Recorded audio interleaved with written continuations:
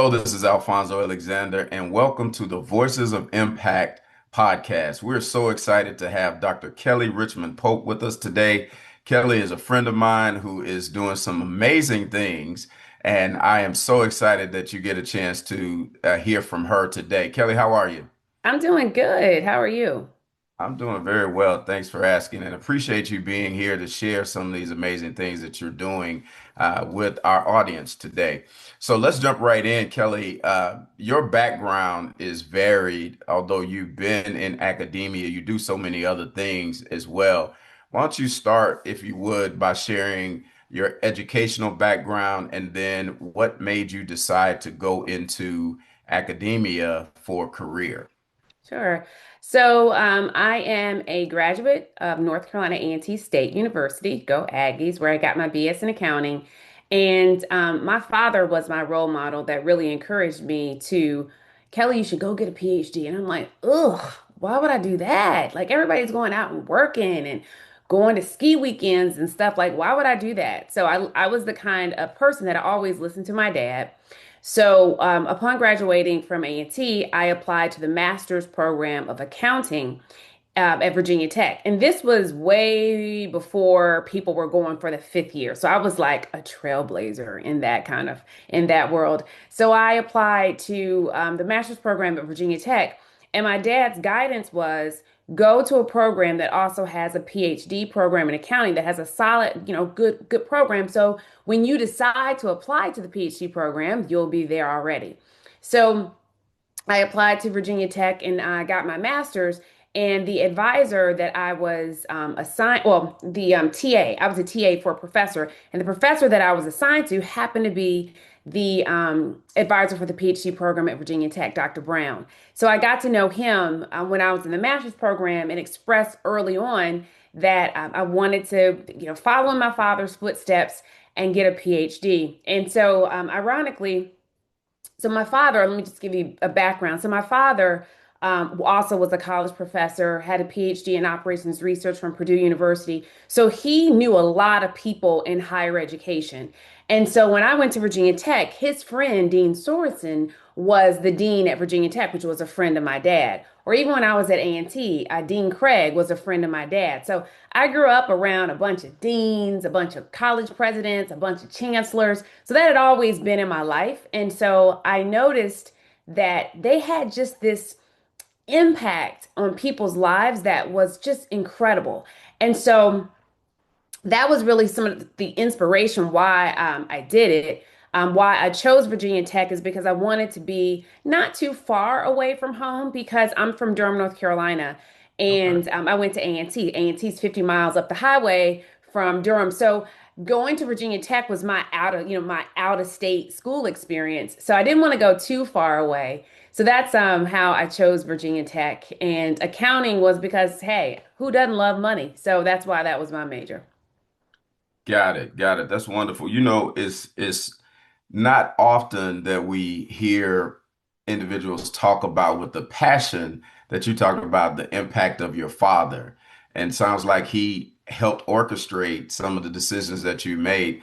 Tell me a little bit more about your relationship with your father and how that has impacted you even still today. Sure.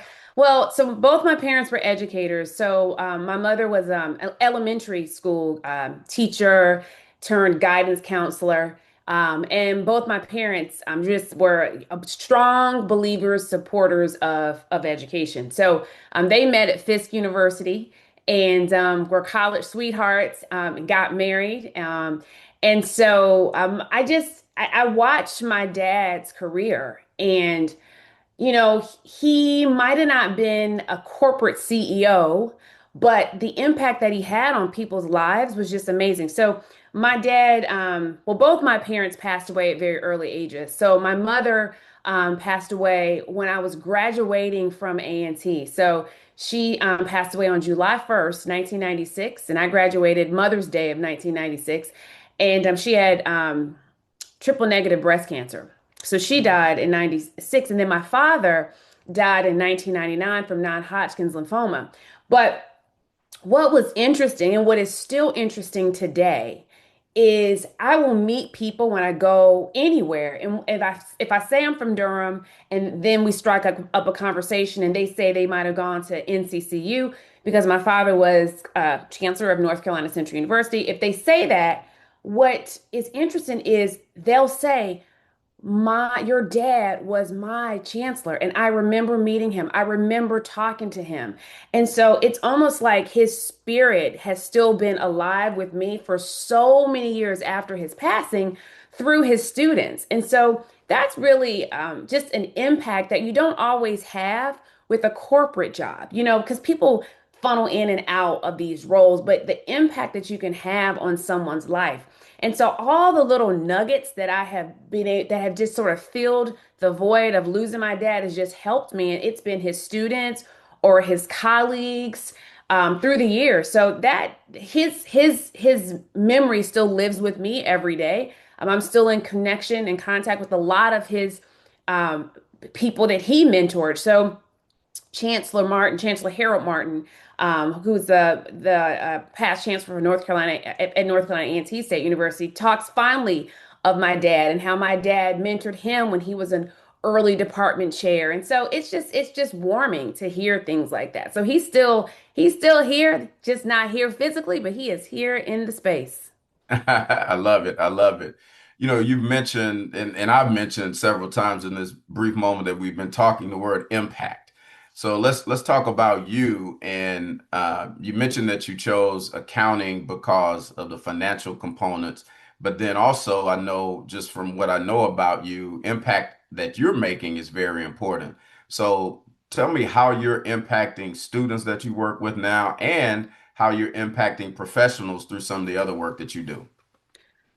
So students, impacting students, I think now is different than say how my dad's generation looked at him. And so what I've really tried to make sure is my classroom is an experience. And one of my biggest pet peeves is for you to meet a student and they don't know their professor's name. Like I still remember my kindergarten teacher's name, Mrs. Cakes. Like there are things that you don't forget when people have a profound impact on you. And Sure. so I wanted to be that person. I wanted to be inspirational to students. I wanted to excite students. I wanted to engage students. And I wanted to have a lasting impact so that they can say, oh, yeah, I had Professor Pope and she was amazing. Class was fun. I never missed. I never knew it was going to happen. So you have to be very intentional now about the impact that you want to have because sometimes learning can be very transactional, where you stand in the front of the class, you give out the syllabus, you tell them, here's the book, you go over some text on some PowerPoint slides, and you can walk out. Students aren't always as engaging with you or want to engage with you or learn about you as a person. So I've just been willing to share more with my students so that I can have an impact on them. What's really interesting about teaching at DePaul is we have a huge population of first generation college students. And I take my job in molding them very, very seriously because a lot of my students they might be traditional college age, but they don't have a traditional college life. They might be married, they might be caring for loved ones in their home, they may be working full time and going to school full time. So it is important that I teach them what they need to start their career. A lot of my students, I mean, when they get their job offers from the firms, it is life changing for the family. So, what's interesting is you can see the creation of wealth through one student. And so I take my role with that very, very seriously. So, a couple things that I do when I'm teaching, you can email me, you have my cell phone, you can text me. My job for you, my role, I am yours for 10 weeks, Monday through Monday. It doesn't matter weekends, weekday. You got a question, you ask me that question. Because a lot of times you have to think about when a student asks a question, they have an in the moment question. So trying to get to them when they're thinking about that is really important. So I just wanted to really have an impact on students. So having an impact on my colleagues is a little bit different because we're trained to do one thing that doesn't necessarily impact the classroom. So doing our research is super important. You go through these PhD programs, you learn research methods, you learn how to ask important questions, you learn how to collect data, analyze it, and write a paper about it. And then you try to publish said paper about it. And all of that is really important.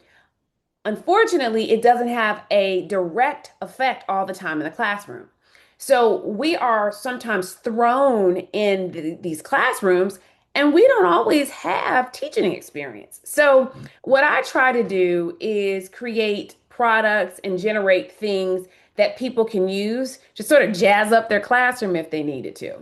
Sure, sure. No, that's phenomenal. And I'm curious as to when you create these products and when you do your research, from my understanding, based on things that I've seen you produce, you're a little bit innovative, a lot innovative, I A should say. little bit. I was going to say a little bit non-traditional You in said a your little approach. bit innovative. I'm gonna correct you on that. I'm joking. You're right. I mean, you're very innovative. In fact, and I don't want to embarrass you, but when we met, you had just won an award recently for your innovative work and how you were replacing things that traditionally we use in the classroom with film and video case studies, right? You Yes. remember us? You remember our initial encounter? That's the story you want to share, sure. I don't want to share it. Maybe we will at some point. But what I was impressed with was how you were doing exactly what you're saying. You're taking applied research and knowledge and then being able to bring that to the classroom. So talk a little bit about in your early days some of the ways you were using videos at that point, and then we'll shift to kind of some of the things that you're doing now. So, my early days are still my days now. So that is, I think, and I say that because when you know what you need to be doing, you don't switch and waver from it. And so Hmm. I knew, I talked to my inner 8 year old Kelly. What was I doing when I was 8 that I loved? And what I loved when I was 8 years old was movies and TV. I love storytelling. So how can I tap into that early passion that I have and use it now as a young adult, I'll call myself. And Okay. um, so I started directing and producing documentaries.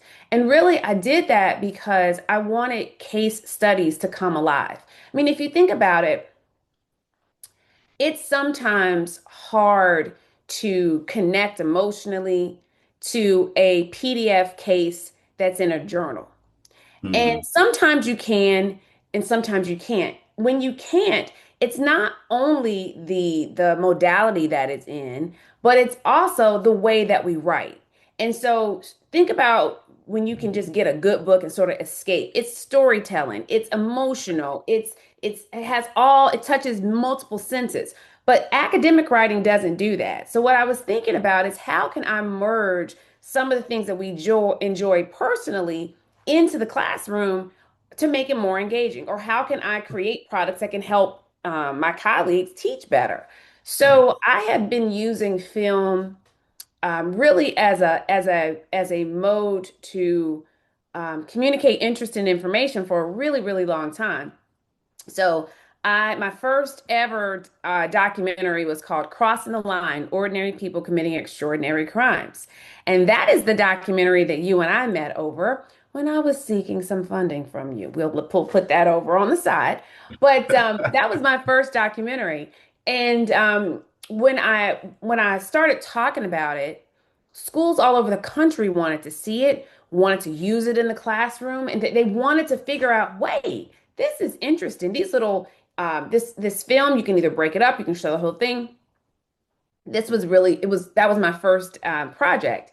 And then I got some formal film training and I went to a film fellowship program called Diverse Voices and Docs and really learned how to do storytelling in a more commercial way. And if you think about what a documentary is a visual academic journey of a case. It really is because it's fact-based. It's hope most of the time accurate, but you are really teaching people through storytelling with facts and characters and things like that. So how can we bring that into higher education? So what I want it to be is sort of like the um, academic Netflix version of what professors could use in the classroom. And so that's really what led me to starting Red Flag Mania. And so yeah, I'm just sort of out here creating stuff and seeing if people like it. Yeah, that's wonderful. And I know that that doesn't just get limited to the classroom because you also are making your products and some of the things that you do available in the corporate arena as well, right? And I do a fair amount of corporate training. Red Flag Mania does workshops. I do my own workshops because I think it's important for everybody to be empowered to understand what fraud is and how fraud can happen. And so when you think about like my research area, I always say is fraud and forensic accounting. Forensic accounting is more nuanced and more specialized, where you do use your accounting training to really analyze transactions and look for anomalies, but it's under this fraud umbrella. And so fraud is a lot more general. But I think it's important for everybody to understand what red flags look like, why somebody might want to overstate their revenue or understate their expenses. Like there are some basic things that I think every employee, every future employee should really understand. So that's my mission to make accounting fun again. Make accounting fun I again. need a hat. Make accounting fun again. That would be Mafa. Yeah. So making accounting fun again and using fraud cases and forensic accounting types of techniques to do that is really a way that you're continuing that impact. I would say the impact that you described that your parents have made on people has really increased exponentially because they're still doing it through you and your work is expanding beyond what they probably ever could have imagined. So talk to me a little bit about why you chose this route in terms of how you're making impact and what's next for you. I'm starting to get involved in board work. So I just joined my first private company board. So I'm excited about that. That'll start in February. And Congratulations. um, and then I'm doing some. I'm already on some pretty larger nonprofit boards, but so getting a little bit more involved in that.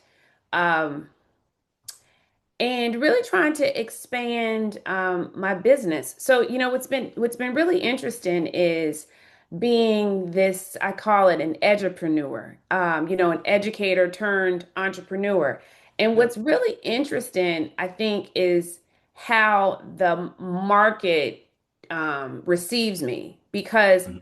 if you're an educator, you are supposed to be generating something that is free for everybody to use. Seems to sort of be the vibe. But if you Okay. write a textbook, people can buy your textbook. That's fine. But anything else outside of that, you're not supposed to say things like that. But I think that we all have different gifts, and I think depending on what it is that you're creating, I mean, sometimes you create something that you can sell, sometimes you create something you give away you know so it's different things. So I'll spend a lot of time working on my business, and I'll still write because I think the kinds of research questions that I like to ask are types of questions that I think companies care about. For example, what motivates people to whistleblow? Is it money? Is it non-financial? Is it financial? Like, I like to ask relevant questions that have an impact on operations of an organization that might help them minimize fraud losses. So I'll still write, and I think I'll always stay in the classroom because I think the classroom makes me better at everything I do because you're always thinking on your feet. I'm always updating my class every time I teach. So I constantly am an advocate of lifelong learning. And I think the person that gets to learn the most is the professor because you're always reading and thinking about something that you want to share with somebody else. So Yeah, so that's my 6 month plan to just sort of keep doing what I'm doing right now. But who knows what I'll be doing next Sure. next year. So, beyond this 6 months where you're really entrenched in teaching, do you do any consulting or what's the opportunity out there for if a corporate entity or any type of entity wanted to bring you in to do some consulting work? Is that something that you get into? I have what I've been asked to do over the past couple of years is expert testimony kind of work. So Hmm. working on cases. I'm engaged with a case right now that has been going on for the past 2.5 years. And I find that work interesting. I find it related to what I do from a research perspective. So I would say my lane of consulting would be probably more in the expert witness realm, because I'm building my startup and then I'm working as an educator. I don't market myself as a practicing CPA because I don't think I stay up enough on the pronouncements and things like that to be a consultant, like a financial statement analyst type person. So I don't see myself as that. But it really depends on the engagement. Sure, sure. With that expert witness work that you do you ever get involved in, or would a company ever reach out to you to say, "Hey, I need somebody to come in and look at some things." So the forensic accounting piece, I need you to look at this information and assess what you think is going on here. You ever get any of that? I've gotten those before, and Mhm. what's really interesting if you are interested in that line of work, you really have to have a very clean schedule. Like that's all you can Okay. do because Sure. it is highly lucrative, but it's also highly time consuming. So Okay. I think it's a very needed, necessary lane to be in. But a lot of times I have too many different things to like wipe out everything in order to focus on one thing. But Sure. I have done a few engagements like that in my lifetime. Gotcha. So tell us about your business. You mentioned that you're getting the startup off the ground. I heard you reference the name of it earlier. Uh, tell us what it is and what you do. So my business is called Red Flag Mania, and what we do is we use true crime stories to teach a variety of subjects in the business school, primarily accounting, management, and when we say accounting, there's a lot of aspects under accounting. Sure. So we created an online platform where we lay all of our content on, and students log on and they engage in these various investigations. So if you're in an auditing class, you could take one of our auditing investigations. If you're in a financial accounting class, you can do one of those. If you're in a tax class, you're in a fraud class, you're in an AIS class. So what we're really trying to do is engage the business school to adapt more experiential learning. And so I believe that you can teach all subjects really through true crime cases because there's a financial story, there's a management story, there's typically a tax story, there's a psychology story. So even when we think about concepts outside of business school, there's a sociology component to it. So what's really impactful is teaching through story. And I think what we have historically done is teach topics, but we don't often teach story. And when you talk story, you can talk about a lot of different topics. So that's what Red Flag Mania is and does. We have about 220 universities that utilize our content globally, and with our largest client being Western Governors University. So that's a little bit about it. So if someone is listening now and they're interested in what you're doing with Red Flag Mania, what do they need to do to get in contact? They can go to the website, which is redflagmania.com. They can reach out to me. LinkedIn. I'm easy to find. If you just put in Kelly Pope, not the Pope, but Kelly Pope, you can find me.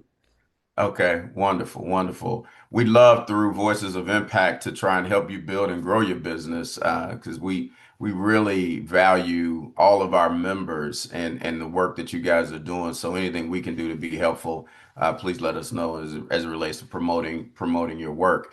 So, Kelly, we're getting close to the end of our time together. What I'd love for you to do is just share your thoughts on how you should think about pursuing a PhD. If there's anybody out in our audience that is considering a PhD, what thinking process did you go through? I did hear that, yours was a little bit different because you went straight through from an academic standpoint, but just what are some of the thoughts that you had as you're going through it, and how would you advise a young person that's considering? Yeah, a PhD in the business school is a little bit different than I think like the PhD in the sciences. So I think if you're interested in pursuing a PhD, I think you have to do some soul searching and first ask yourself why. Like where did the inspiration come from? Was it a professor that you had that had a really huge impact on you? Start there. And if the answer to that question is yes, I would say reach out to that professor and learn a little bit more about what they do. And I say that because being a professor has a lot of different layers to it. The biggest layer really is your ability to publish and do research and ask questions. And I think at the surface, people may not understand that because a lot of times people think being a professor is about teaching. Being a Mhm, professor, in my humble opinion, is about research. And mhm, so figuring out the questions that you want to ask and the role that your research findings could have on society is really what being a professor is about. Teaching is a component of it, but it's not the only component of it. So I think what people have to understand is really unpacking what getting a PhD specifically in business means.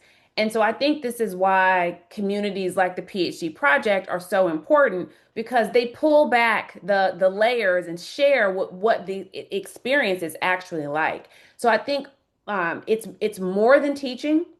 You will have an impact, but you'll have impact in multiple ways. You have a classroom impact, you have a research impact, and then you have an impact on colleagues. The question that you asked me earlier about where am I going, one of the things that I am doing now I guess, in my senior years is I'm doing a lot of external tenure evaluation for younger scholars. And so what happens is when you're going up for tenure, you have external evaluators that review your work and say, you're a great researcher, you've met the tenure requirements. And so what's happening for me is I am now getting requests from people from all over the United States. Hey, can you be an external reviewer? Now, here's the kicker. They're not in accounting. I just finished one for the film school at Syracuse. oh, wow. So you have to understand the nuances of the job. Understanding the journey will make you decide if it's for you or if it isn't for you. I mean, candidly speaking, when I entered the PhD program at Virginia Tech, after my first year, I was thinking, what in the world have I done? What is this about? Like, why am I in all these stats classes? Why am I in this econometrics class? Like, what is all this for? And what I Mhm, had to reprogram myself was saying this is about research. And I remember one of the conversations I had with my dad. I said, Dad, I don't like this. And what you couldn't say to my dad, you couldn't use terms like emotional terms to describe logical transactions. And he's mhm, like, this isn't about what you like. You like ice cream. This is what you do because you have the aptitude to do it. He's mhm, like, I mean, think about an Olympian. They don't like running or like training, but they do it because they have the aptitude to do it. So, a lot of my dad's messaging is still in my head. And he was like, listen, if you want to quit, quit. I didn't know I raised a quitter, but if you want to quit, go mhm. right ahead. So, he knew those were like fighting words for me because he knew I wasn't going to Right. quit. But I Sure. think just really making sure you understand what it is because it has so many nuances to Mhm. learn the field. And I think once you learn it, then you can go back and ask yourself, is this something that I want to do? For me, it was because I realized early on that I need extreme flexibility. I work Mhm. really hard, but I need extreme flexibility in order to do that. Sure. That's wonderful. Wonderful. Thank you. Well, Kelly, any parting words that you can share with us as you continue to be a voice of impact? We appreciate you and like to give you an opportunity for any parting words. You got to make your own splash. Hmm. Like you have, and I always think about this because you think about when you go to a pool and you jump in the water and there's a bunch of people around, the only way they know you jumped in is because they are wet from your splash. Make your own splash. So that's the only way people remember you. And so you have to be constantly telling them, hey, here I am, here's what I have, let me remind you. And so especially in how we live now in this age of social media, you've got to be out there telling and promoting yourself in a way that many introverted people might not feel comfortable doing. But if you really want to advance, you got to do stuff like that. So that would be my parting words. Make your own splash and keep splashing around because if you're not given the opportunities, go create them. I love it. I love it. Make your own splash. That's a way to make impact. And we are so excited that we've had an opportunity to talk with Dr. Kelly Richmond Pope on Voices of Impact. Kelly, you're a true voice of impact. We appreciate you and look forward to the next time we get a chance to talk. See you later, my friend. See you later. Thanks for having me. Thank you. Thank you. Tune in, get inspired, and discover the voices making a difference through the Voices of Impact podcast, your front row seat to the future of leadership.